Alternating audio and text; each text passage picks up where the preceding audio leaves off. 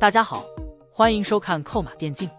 因为亚运会使用 13.12 版本这件事 ，LPL 已经吵了几天，现在连自家观众都不太支持 LPL 了。很多人觉得这是 LPL 甚至是 EDG 教练的手笔，为了让他们夺冠，故意选择了 13.12 这个版本。或许大家忘记了，打完亚运会之后，很快就有世界赛 ，LPL 队伍可以休息一下，但是世界赛新版本是 13.19。总之，如果 LPL 教练选手选择 13.12 版本，他们世界赛就没法打了，新版本根本没时间练习。所以我觉得 LPL 肯定不会自己选 13.12 版本。其实早在1个月以前，亚运会团队的工作人员就解释了这件事。游戏版本早已经确定，而且是参赛厂商先上报给 ACE 的，他们审核通过之后才能确定这个版本是否被采用。据悉 ACE 的技术官来自 LCK， 他们肯定不会偏向 LPL， 故意给 LCK 出难题吧。所以这次的 13.12 版本问题根本就不是 LPL 的手笔，更不是为了冠军故意阻碍其他赛区。这段时间很多 LPL 观众开始阴阳怪气自家队伍，甚至让我们反思一下，实在是太不信任拳头了。他们自己就能确定版本，还得问 EDG 教练朱开吗？另外 LCK 赛区也用上了 13.12 版本。最近 LCK 的电子竞技协会发文表示，他们得知了 13.12 版本的消息，现在韩拳已经帮忙更新，选手们可以用 13.12 版本打 rank， 组织训练赛和热身赛了。记得有几个赛区还没有用上 13.12 版本，可能是拳头方面出了问题。既然要参加亚运会，为什么拳头不帮忙更新一下版本，让大家可以安心 rank 在家训练呢？光指责 LPL 是没用的，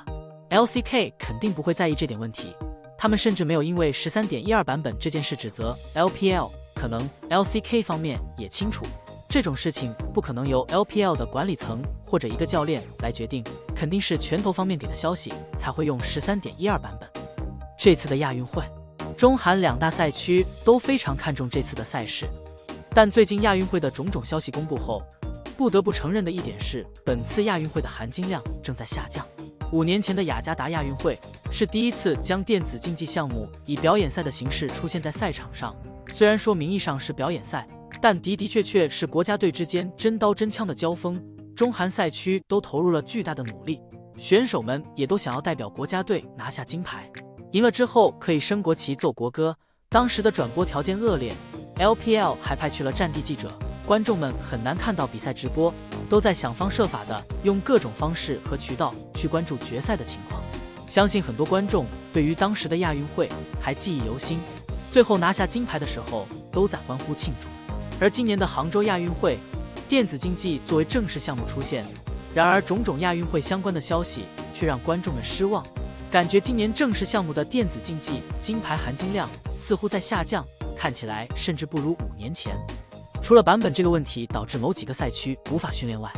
本次亚运会电子竞技项目的淘汰赛赛制选定为 BO3， 这又让本次比赛的冠军归属充满了偶然性。经常看英雄联盟比赛的观众们都知道， BO3 其实和 BO5 是2个游戏， BO5 更看重一支战队的硬实力，更考验选手的心态和调整状态的能力，打到后面对选手的体力和精神状态也有很高的要求。而 BO3 方面则更容易爆冷，对战队硬实力的要求并没有那么高，容易出现爆冷的情况。也就是说，即使 LPL 赛区占据优势，实力领先，也有可能翻车拿不到好成绩。最后就是这次亚运会的售票情况了，观众反映本次亚运会英雄联盟项目的票价极为昂贵，预赛价格高达500元，决赛价格高达1000元。在很多观众眼中，本次英雄联盟入选亚运会正式项目看起来并未得到官方更多的重视，但与此同时，官方又需要英雄联盟大量的观赛群体卖了更高的票价，这个票价已经是达到了亚运会最高级别，和游泳、篮球项目是一个水平。这个票价如果只能看决赛 BO3 的话，显然不能让观众满意的。此前我们曾经认真探讨过今年亚运会和 S 赛到底哪个含金量更高，哪个对于 LPL 赛区来说最重要。当时得出了一个结论，就是今年亚运会比 S 赛更重要。如果只能选择一个的话，选亚运会冠军，因为这是国家队之间的比赛。